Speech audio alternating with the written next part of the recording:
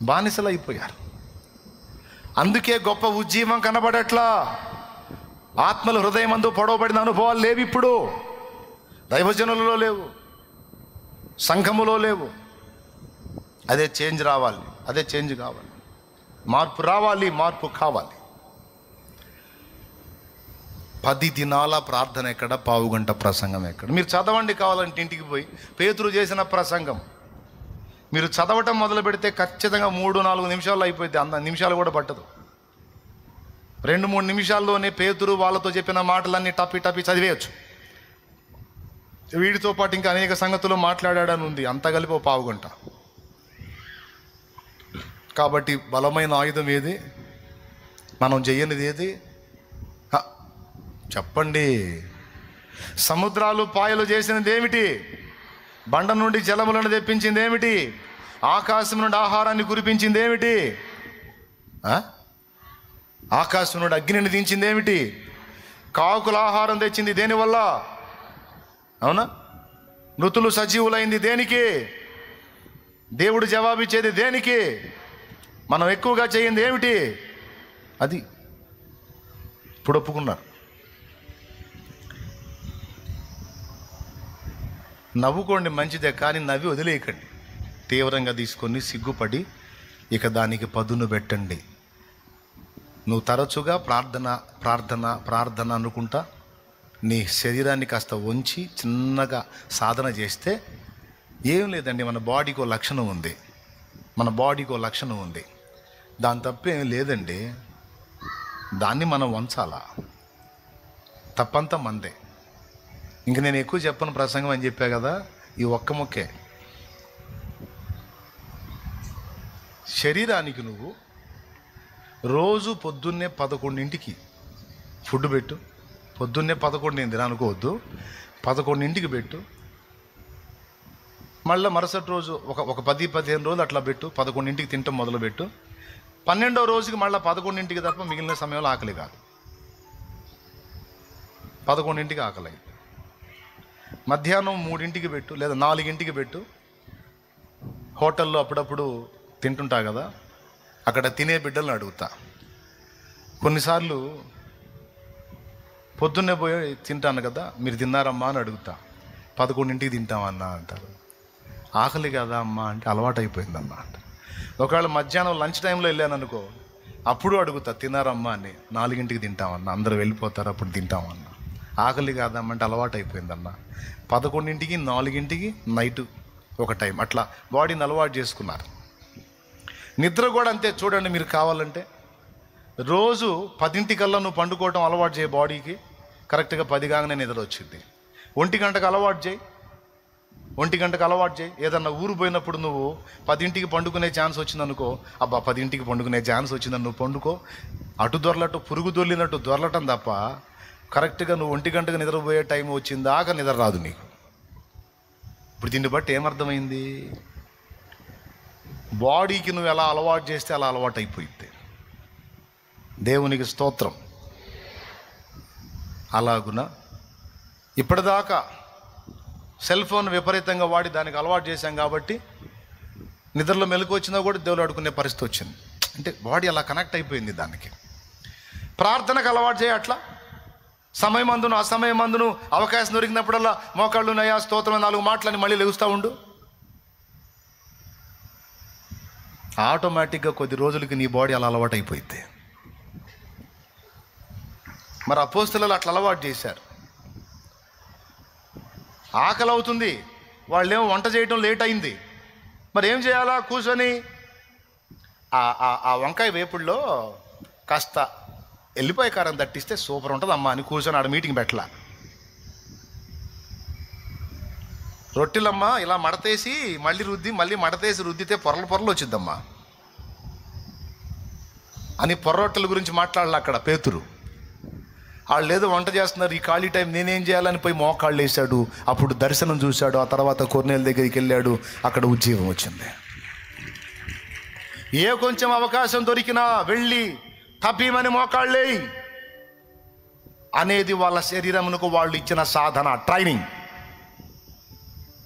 భక్త సింగ్ గారు నైట్ మోకాళ్ళు వేస్తే ఇక ఎప్పుడు లెగుస్తాడో తెలియదు ఆయన. వేల ప్రాంతములలో ఉజ్జీవం రావడానికి ప్రార్థన ప్రార్థన ప్రార్థన ప్రార్థన ప్రార్థన. ఆయన పక్కన శిష్యుడు పక్కేసుకున్నాడు, ఆయన కూడా పక్కేసుకున్నాడు, పండుకుందా. ఆయన మోకాళ్ళు వేసాడు, మనవాడు కూడా మోకాళ్ళు వేసాడు. ఆయన ప్రార్థనలో ఉన్నాడు, మనవాడు పండుకున్నాడు, నిద్రపోయాడు. 12ంటికి లేచి చూశాడు, ఆయన మోకాళ్ళ మీద ఉన్నాడు, దేవునికి ప్రార్థన చేసుకుంటా ఉన్నాడు. 2ంటికి లేచి చూశాడు, ఆయన మోకాళ్ళ మీదే ఉన్నాడు. 4ంటికి లేచి చూశాడు, మోకాళ్ళ మీదే ఉన్నాడు. ఆయన ఎప్పుడు వండుకుంటున్నాడో ఆయనకి అర్థం కావట్లా, ఆయన మోకాళ్ళ మీదే కనపడుతున్నాడు ఎప్పుడు చూసినా. చివరికి తెల్లవారింది, అతను పక్క దులుపుకొని లేచాడు, ఈయన మోకాళ్ళ మీద నుంచి పక్క దులుపుకొని వెళ్ళిపోయాడు.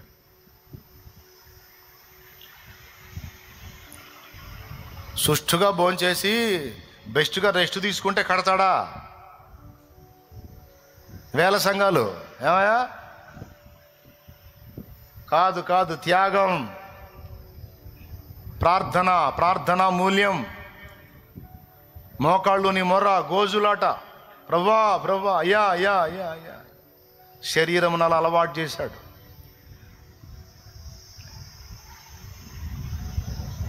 లేమెన్స్ ఇవాంజలికల్ ఫెలోషిప్ డానియేల్ గారు, జో గారు ఏకాంత ప్రార్థన నేర్పారు. ప్రార్థన ప్రార్థన ప్రార్థన ప్రార్థన. బలమైన ఉజ్జీవాన్ని చూడాలంటే ప్రార్థనే ప్రార్థనే ప్రార్థనే. అనర్గళ ప్రసంగాలు చేయాల, ఆఖరి ప్రార్థన ఎక్కువ చేశారు. లక్షల మందిని ప్రభావితం చేశారు దేవుని కోసం.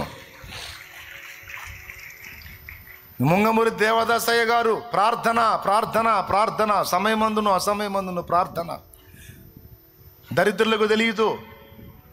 షాలేం రాజన్న వాళ్ళని గురించి వీళ్ళని గురించి వాళ్ళని గురించి వీళ్ళని గురించి మాట్లాడతాడు. ఒరే దరిద్రుడా, వాళ్ళ దగ్గర నేర్చుకోవడానికి మాదిరి ఉందిరా, వాళ్ళ కాలికి గోటంత జయవరా నువ్వు అంటాను నేను. ఎగతాళి చేసే ప్రతి విధవకి చెబుతున్నాను నేను. శిఖరాగ్రం మీద ఉన్నారా వాళ్ళు భక్తులు. భక్తి నేర్పారు, ప్రార్థన నేర్పారు, పవిత్రత నేర్పారు, దేవుని కోసం బ్రతకడం నేర్పారు, దేవుని కోసం భగ్గున మండటం నేర్పారు. భక్తుల్ని గౌరవించడం తెలిస్తే కదా భక్తి అవ్వటానికి. అసలు వాళ్ళ త్యాగం ఏంటి, వాళ్ళ సమర్పణ ఏంటి,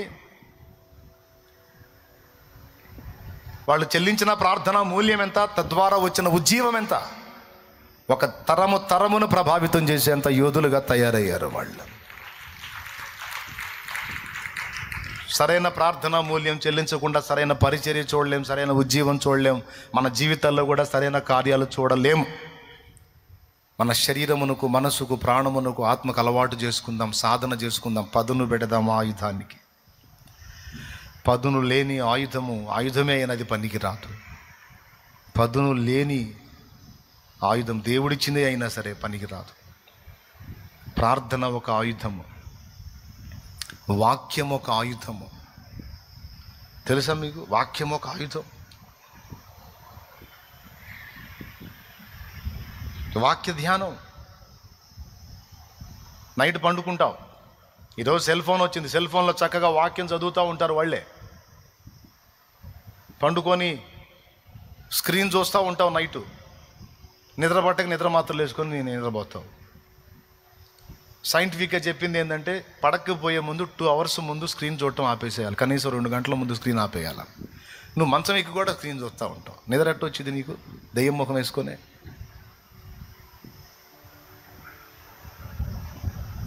ఎట్టొచ్చింది? రాదు. ఆపేయాలి. నువ్వు ఒక పని చేయి, తెలివిగా చక్కగా వాక్యం పెట్టుకో, లైట్ ఆపేసేయి, పక్కన పడేసేయి. వాక్యం వస్తూ ఉంటుంది, నీ మెలుకు ఉన్నంత వరకు వింటావు. ఆ వింటనే నిద్రలోకి వెళ్ళిపోతావు.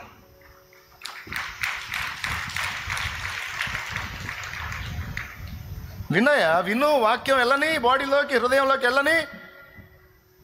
నీ సర్వ శరీరమున కదా ఆరోగ్యం అన్నాడే, నీ ఎముకలకు సత్తువ అన్నాడే, నువ్వు చేయనదంతా సఫలమగునన్నాడే. వాక్యము నీలో ఎంతగా ప్రవేశించిద్దో నీ శరీరములో అంతగా మార్పులు వస్తాయి. నీ బాడీలో వెనక్కి తిరగని రోగాలు కూడా తిరిగిపోతాయి యేసు నామములో. స్వస్థత వచ్చింది. తీసుకోను, వాక్యం తీసుకో, బాగా వాక్యం విను. రోగంలో ఉన్నావా? మత్తయి, మార్కు, లూకా, యోహాను, అపోస్తలుల కానీ 5 వింటా ఉండు. యేసయ్య చేసిన అద్భుతాలు వస్తూ ఉంటాయి. అపోస్తలు చేసిన అద్భుతాలు వస్తూ విను. మత్తయి, మార్కు, లూకా, యోహాను, అపోస్తలులు 5 విను. విశ్వాసము ప్రజ్వలించింది ఇక నీలో. వినుట వలన విశ్వాసము కలుగును, వినుట క్రీస్తును గూర్చిన వార్త వలన కలుగును. ఆ విశ్వాసమే నీలో కార్యసిద్ధి కలిగించిద్ది. నీ సర్వ శరీరము విడుదల పొందడానికి అది కారణమైంది. వాక్యం వినటానికి అలవాటు చేయి నీ చెవులని, వాక్యాన్ని ధ్యానించడానికి అలవాటు చేయి నీ కళ్ళని, సాధన చేయి. ఇచ్చిన ఆయుధం పెద్దది, గొప్పది, కానీ అది మొద్దుబారిపోయిందంటే. ఆదివారం మూస్తే మళ్ళీ ఆదివారం బయలుదేరేటప్పుడు టపి దులిపి వస్తారు. నేను ఇక్కడ పాట ఎత్తు, వేద పుస్తకం అంటే ఇగిలి వేద పుస్తకం అని ఎప్పుడు చదివాను? వేద పుస్తకం అని పాడావు. వేద పుస్తకమా వేద పుస్తకమా వేద పుస్తకమా వేలలేని నిధిని, వేద పుస్తకమా వేద పుస్తకమా వేద పుస్తకమా వేలలేని నిధి. చూసారు అందరూ పాడారు. చదవనోళ్ళు కూడా ఎక్కువ పాడారు.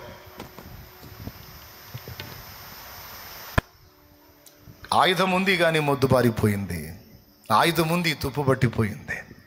నీ ఆయుధం ఉంది, వాక్యం అనే ఆయుధం, కానీ దుమ్ము కొట్టుకుపోయింది, మట్టి కొట్టుకుపోయింది.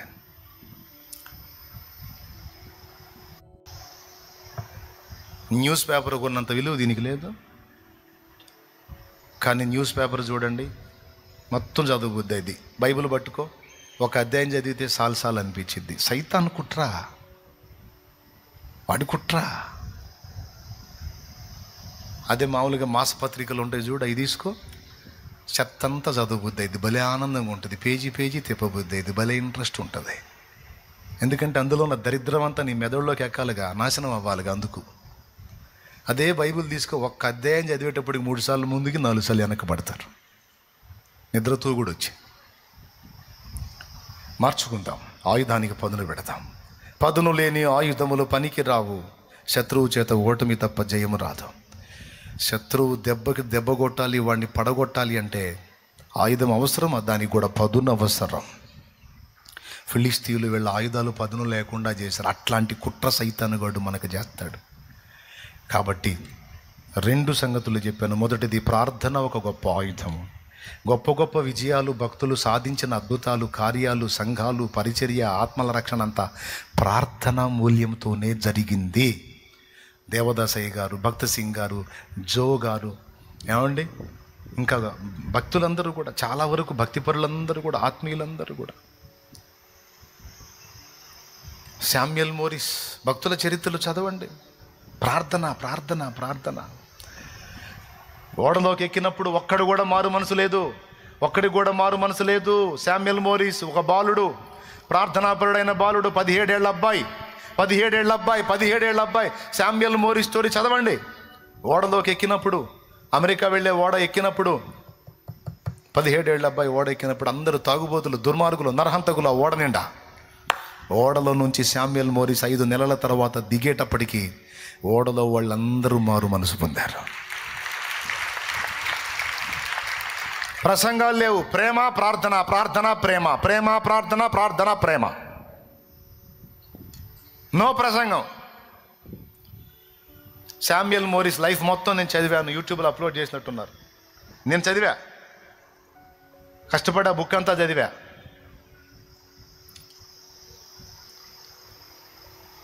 ఆ బుక్ ప్రింట్ చేసినటువంటి వాళ్ళు లేమెన్స్ ఇవాంజలికల్ ఫెలోషిప్ వాళ్ళు ప్రింట్ చేశారు. చదివా బుక్ మొత్తం, వాయిస్ చదివా. వినండి, మండిస్తుంది. దేవునికి స్తోత్రం కలుగును గాక. హల్లెలూయా. ప్రతిదానికి మోకాళ్ళే. విసుగుపడుతుందా మీకు? ఇబ్బందిగా ఉందా? రొటీన్గా ఉందా? జనరల్ ట్రీట్మెంట్ లాగా ఉందా? సీరియస్ అండి. దీన్ని టేక్ ఇట్ ఈజీగా తీసుకుంటే అంతే సంగతులు. ప్రార్థన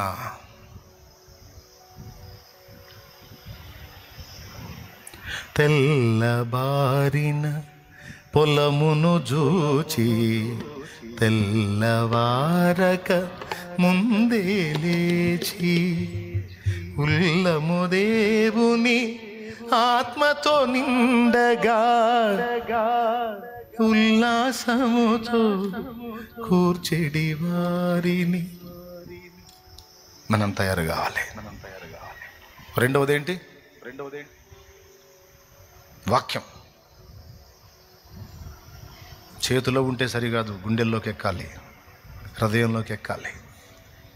ప్రార్థన చేసిన వాక్యము వాగ్దానం ఎత్తి ప్రార్థన చేయాలి. ప్రవర్తించిన వాక్యము వాగ్దానం చూసుకుంటా ప్రవర్తించాలి. ఈ ప్రవర్తన వాక్యం ఒప్పుకుంటుందా? ఇలాగ నేను చేయటం వాక్యం ఒప్పుకుంటుందా? ఇలా నడవటం వాక్యానుసారమేనా? వాక్యం బాగా నింపబడితే ప్రతి అడుగు కూడా వాక్యానుసారంగానే పడిద్ది. కానీ మనమే సాధన చేయాలి. అది మన చేతుల్లోనే ఉంది బిడ్డ. నేను సహా చెప్పటమే. నేను వచ్చి మిమ్మల్ని సాధన చేపిస్తానా? నాకు కుదిరిద్దా? కొని మీరు వచ్చి నాకు చెప్తారా? నాకు సాధన చేపిస్తారా? కుదిరిద్దా? నో. దేవభక్తి విషయంలో ఎవరికి వాళ్ళమే సాధకము చేసుకోవాలి. తిమోతికి రాసిన మొదటి పత్రిక 4వ అధ్యాయం 7వ వచనం, ఎవరికి వాళ్ళే సాధకం చేసుకోవాలి. గొప్ప అద్భుతాలు ఎవరెవరి జీవితాల్లోనే నీ జీవితంలో కూడా జరుగుతాయి. కానీ మోకాళ్ళు వేసి మొదలు పెడితే, కొడుకు వచ్చాడని సందడిగా వంట చేయబోయింది తల్లి, కాలు జారి పడింది, తొంటిలోకి ఇరిగింది కాలు. అప్పటి రోజుల్లో ఎడ్ల బండ్లు పట్టణంలోకి తీసుకెళ్ళాలి. మధ్యరాత్రి ఎవడు ఎడ్ల బండి కట్టే పరిస్థితి లేదు. ఏ ఇంటి దగ్గర పోయిన ఎడ్ల బండి కట్టలే. తీసుకొచ్చి తల్లిని మంచం మీద పండుకోబెట్టి తెల్లవార్దులు ప్రార్థన చేశాడు. నైట్ అంతా మోకాళ్ళేసి నా తల్లిని ముట్టి స్వస్థపరచు, ఆమె బాధ చూడలేకపోతున్నాను తండ్రి, స్వస్థపరచు, నువ్వు ముట్టు, నువ్వు తాకు, ఆమెను లేవనెత్తు, నా కోసం కష్టపడబోయింది, కాలు ఇరగొట్టుకుంది, మమ్మల్ని తాకి స్వస్థపరచమని తెల్లవార్దులు మంచం దగ్గర మోకాళ్ళుని మొర్ర పెట్టాడు దానియేలు గారు. తెల్లవారుజాముకి కలుక్కుమని సౌండ్ వచ్చింది. కేక వేసి లేచింది తల్లి. చూసుకుంటే విరిగిపోయిన కాలు అతుక్కుంది. అక్కడ నొప్పి లేదు, బాధ లేదు, అసలు విరిగిన ఆనవాలే లేవు.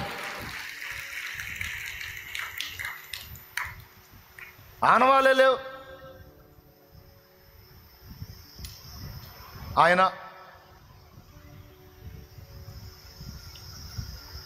దేవుని కార్యాలు స్పష్టంగా అనుభవించారు. ఇక తెల్లవారి బండి అవసరం లేదు, ఏం అవసరం లేదు. హాయిగా తిరిగి అన్ని రెడీ చేసి కొడుకు పెట్టుకుని, కాలేజీ నుంచి వచ్చాడు కొడుకు అని పిండి వంటలు చేయబోయి కాలు ఎరగొట్టుకుని, అలాగే నేను మంచం మీద పెట్టేసి మంచం దగ్గర మోకాళ్ళు ఉన్నాడు తల్లి మంచం దగ్గర. సస్తే సావని పోతారు. మంచం దగ్గర మోకాళ్ళుని మొర్ర పెట్టే బిడ్డలు ఎంతమంది? చదవండి, వాళ్ళ సాక్ష్యం చదవండి. నేను చదివాను, అబద్ధమో నిజం మీరే చూడండి. ప్రార్థనకి ఎంత శక్తి ఉందో, ప్రార్థనకి ఎంత జవాబిస్తాడో. ప్రార్థన శక్తివంతమంది అని చెప్పట్లే, ప్రార్థన శక్తి దేవుని కృపలో ఉంది. దేవుడు ఇస్తాడు, జవాబు ఇస్తాడు. స్పష్టమైన కార్యాలు. అంత విశ్వాసం, అంత పట్టుదల, అంత నిరీక్షణ, అంత నమ్మకం ఎవరికి ఉంది? ఏదో అబ్బాయి ప్రార్థన చేస్తున్నాళ్ళే అనుకుంది తల్లి. తెల్లవారేటప్పటికి కార్యం జరిగి ఆశ్చర్యపోయింది. ఈ అనుభవాన్ని ఎరిగిన నేను, నా తండ్రి పక్షపాతానికి గురైనప్పుడు డాక్టర్లు అందరూ 3 లక్షలు ఖర్చు అయితే స్పాట్ 1,50,000 కట్టాలి, 15 రోజుల తర్వాత చెప్తాం బతుకుతాడో సస్తాడో అని. 15 రోజుల దాకా చెప్పలేమన్నారు. గ్యారంటీ చెప్పినప్పుడు అక్కడ ఎందుకు తీసుకురండి, నేను ఇంటికి తీసుకొచ్చి మంచం దగ్గర మోకాళ్ళు, నేను మా నాన్నతో ఒక మాట మాట్లాడాను, నేను ప్రార్థన చేస్తా, విశ్వాసం ఉంచుతావా, దేవుడు స్వస్థపరుస్తాడు. చెయ్యయ్యా, నాకు విశ్వాసం ఉంది, నేను నమ్ముతున్నాను అన్నాడు. మోకాళ్ళుని మొర్రపెట్టాను. నా ఫ్యామిలీ కూడా మోకాళ్ళుని మొర్రపెట్టింది. నా తండ్రి ఆయనను ముట్టి స్వస్థపరిచాడు, నా తండ్రిని ముట్టి స్వస్థపరిచాడు. 8 సంవత్సరాలు మళ్ళీ తిరుగు లేకుండా సైకిల్ దొక్కుతా తిరిగాడు. ముసలితనం అందం మళ్ళా నూతన శక్తినిచ్చి దాదాపు 8 ఏళ్ల కంటే ఎక్కువ సంవత్సరాలు బ్రతికేటట్టు చేశాడు. ఎందుకు ఇవ్వడా జవాబు ప్రార్థనకి? అంత నిశ్చయత, నిరీక్షణ, విశ్వాసం, పట్టుదల అలవాటు చేయండి. శరీరానికి మోకాళ్ళు వేయటం అలవాటు చేయండి. కాసేపు మోకాళ్ళ మీద నిలబడండి. ఇందాక మీ సీన్ చూడలేక గుల్లయ్యాను నేను. ఏళ్ళు అలా బెండ్ అయిపోయి అంటున్నారు. ఎందుకు లేదు అలవాటు? లేదలవాడు సుఖం సుఖం నొప్పింపగా శరీరానికి ఏ ఇబ్బంది లేకుండా దానికి మెల్లగా అమ్మా నువ్వేమి ఇబ్బంది పడద్దమ్మా, నువ్వు హాయిగా ఉండమ్మా, నువ్వు చల్లగుండమ్మా, నువ్వు నున్నగుండమ్మా,